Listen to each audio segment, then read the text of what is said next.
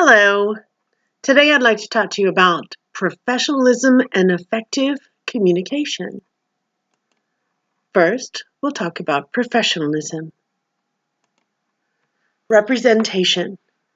What that means is that when you're doing an internship at your learning site, that you act as a sort of representative. Yes, you represent yourself, but you also represent the internship facility that you're working at, the learning facility. You represent the Department of Anthropology, and you represent Humboldt State University. Who might you encounter? Well, that of course depends on your internship, doesn't it? Some of the internships will allow you to work quietly and in a facility where you don't engage with the public. Others are going to expose you to a great diversity of people. You might meet business owners and senior citizens, children, or other kinds of professionals, tribal members in an area like us, or various people with various religious or moral beliefs. So how do you deal with this great diversity? Well, I would suggest there is one key to interacting with such a potentially diverse group, and that is respect. Behaving in a respectful manner is a good way not to offend people. You have respect for someone else's belongings in your workplace, or have respect for someone else's job. Have respect for someone else's experience. Respect for someone else's belief systems. What's more, when you give respect, you get respect. And who doesn't want that? So how should you represent all these various people and show respect to the great diversity of people that you might encounter? And some would suggest is to act in a professional manner. Remember, this is about professionalism. On the other hand, this is Humboldt County, right? So nobody, well, rarely do you see formal business attire amongst the population of Humboldt County when you're walking around town. Around here, semi-professional attire is really best. Relaxed, practical, i.e., it's the clothing that you can actually do your job in. If your job is to traipse through the wilderness looking for archaeological sites, then high heels aren't going to work, are they? But you also want to be professional. So don't expose your underwear. That's right. That goes for men and women. I know that sometimes there are various fashion trends for men or women in which underwear is exposed to the general public. And that's in your own time. That's your own personal choice and for exposing underwear. But remember that diverse list of people that you might encounter. Not all of them are going to get that it's cool. So best be respectful. Upper body clothing, absolutely necessary. So everybody needs to wear shirts. And shirts that go all the way to your trousers. That's right. Not shirts that stop sort of, somewhere in the middle of your upper torso or higher. Shirts that actually go to your trousers. And in addition to this nice semi-professional attire, it's, I'd say respectful to be sensitive to, how you smell. Most of the students in this class, I think, won't have a problem with that. Quite honestly, it's been a long time since I've had a class at Humboldt State University in which the smell of somebody was problematic. But, it can be a distraction and it can be considered offensive. So, take a shower now and again. Lift an arm and see if it isn't a bit whiffy. Dress for success, that's right. So that semi-professional attire, Not only do we cover the belly button, but heck, if you're going to really dress for success, i.e. you want to impress, I don't know, clean shirt, you can go all the way and press it. I don't know. I think that's over the top myself. But clean goes a long, long way. But let it be comfortable, right? And well-fitting.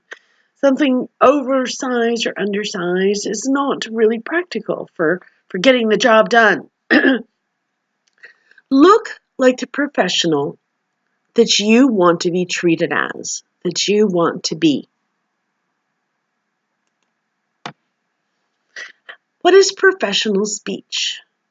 Professional speech definitely doesn't include foul language, swear words. Professional speech definitely doesn't include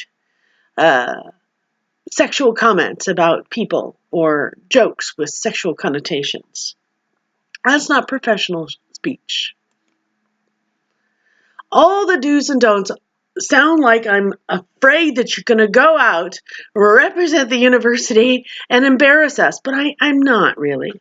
I'm not really. I know that for a lot of people that this is your first sort of job or first situation that's non-academic or not non-familial situation. And so I'm trying to tell you what you might expect or what people might be expecting of you. But you know what? I want you to make sure you look out for you too, right? Because, you are equally as important and worthy of respect as everyone else. Your supervisors and your coworkers should interact with you in a respectful way. You shouldn't feel that your own beliefs and morals are being compromised. Your workplace should be free from sexual harassment. And if you encounter any problems or conflicts or uncomfortable situations or things that just don't feel right, or if you feel that, you're being treated poorly or unfairly, please, please, please contact me immediately. I promise you, I will respond to you immediately. I am looking out for you. So I think that's enough about being professional. The next part, I want to talk about effective communication. Now, this is something that's kind of helpful for anyone in any situation of life. Not all of us actually communicate as effectively as we might. If I can digress for a moment, my daughter came up to me the other day. Her father, my ex-husband, yes, a personal story,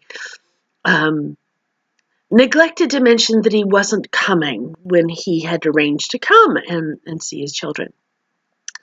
Yeah, digging out the dirt I am. And so he informed my daughter that it was a miscommunication. And I informed my daughter that a miscommunication was communication with a misunderstanding. And that what their father had exhibited was non-communication. So to give him the benefit of the doubt, the truth is miscommunications are often really common. And to be truthful as well, not all of us are the most fantastic listeners. Not as much as I think that we would like to be. So how can we be heard effectively? One of the ways is to vary your vocal pitch and rate and volume. I mean, take this video, for example. I would like to think that my voice has not been, I have not been delivering my presentation in a monotone, dry rate at the same volume. I varied my energy, my pitch, so as to engage you in a conversational style. Effective delivery of communication also uses the body. Now, unfortunately, I can't serve as an ideal example for you at the time. I suppose I could turn on shall I let you see me for a moment? Let me see if I can do that. I don't know how. Never mind. Now you just have to imagine me. Imagine that I'm standing like this silly stick figure here, and I'm trying to speak to you. You'd probably just as well close your eyes because I'm not going to be very interesting. Effective delivery uses the body, right? You move, and your body signals your emotions and how you're feeling about something. Your body can exude energy and a passion and your interest in the subject matter. So use those things. These are your tools. People, are much more interested in listening to somebody who is engaged with what they're talking about and expresses an interest and energy about it. Body language also includes eye contact, direct eye-to-eye contact. Looking at you means I'm talking to you. I'm talking with you. I'm thinking about you. I'm meaning my message for you. This makes you want to respond, somehow return the favor, so to speak. It makes you want to listen. Wow, I'm expending all this energy for you. Then perhaps it's good to pay attention to what that person's saying. So you're likely to get somebody else's attention if you're looking at them in the eye, especially if you sustain that eye contact for 5 to 10 seconds. Good posture. I mean, imagine sitting in a conversation where someone slid halfway into the table. So what do you think about what that person's saying? When you think that they're not committed to whatever it is they're saying, that they're perhaps fatigued, perhaps disinterested. But if you've got good posture, good eye contact, and good body energy, that signals somebody that needs to be listened to. Effective delivery uses the hands. Natural gestures. You might want to keep them like to the waist or higher. Some people get really uncomfortable with you fiddling around with your trousers. It's a thing. It's a thing. I'm sorry. It's a thing. Hands in pockets says you're not willing to give up the information. It implies you're hiding something too. So, yes. Effective voice delivery uses the voice. Sure, clear enunciation. Make sure that people understand your words. We already talked about vocal energy. And avoid non-words like, it's, grunting and groaning is really not very compelling conversation. And, oh my God, so obnoxious. Watching somebody speak to me while they're chomping a piece of gum. Really, all I could do if somebody was doing that would be think, gross, you, and I might go, and try to, I might try to hide my feelings, but I'm telling you, that's what's going through my head. You, yuck, gum, disgusting. So be an effective listener too. Don't just be a speaker. Don't just demand attention.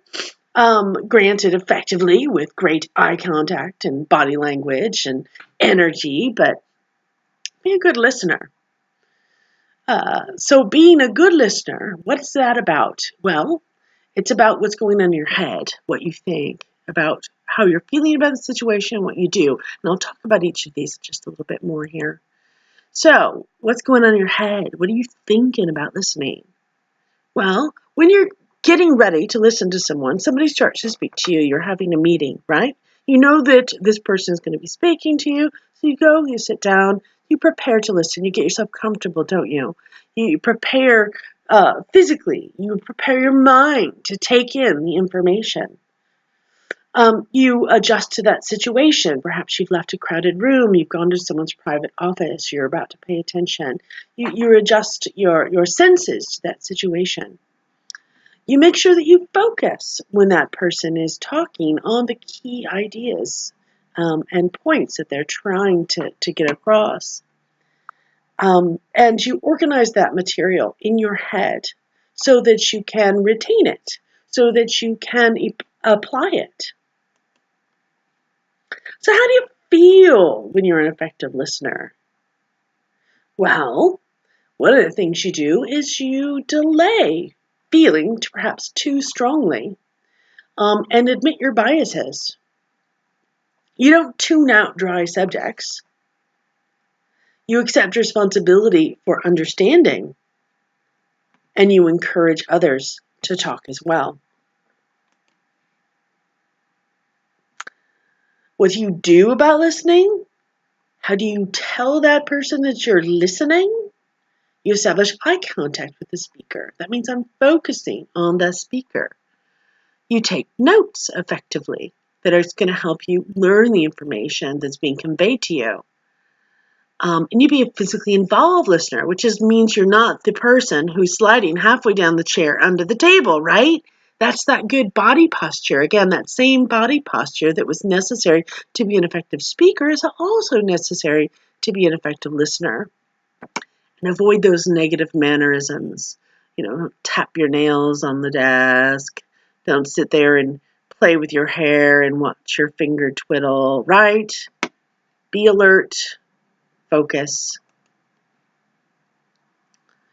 Developing effective feedback skills. This is really important for college and for life and for jobs.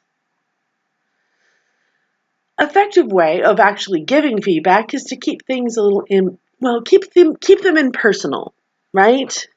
So you want to make sure that you're criticizing or giving feedback on information that rather than the individual. You want to keep feedback goal oriented, right? Perhaps towards problem solving. To the topic at hand. So make sure that you and others are headed in the same direction. Make feedback well timed, right? So if somebody's rushing out the door, it might not be the time to have a heart to heart on how the conversation went at your last meeting. So make sure you allow ample time to actually discuss the subject. And something is not on here, place, right? In a crowded room, perhaps is not the way to discuss how one of your colleagues is behaving, and perhaps a more private setting would be better. Also ensure that you're being understood.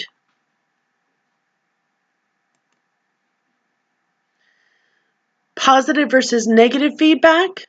Positive feedback is more readily and accurately perceived.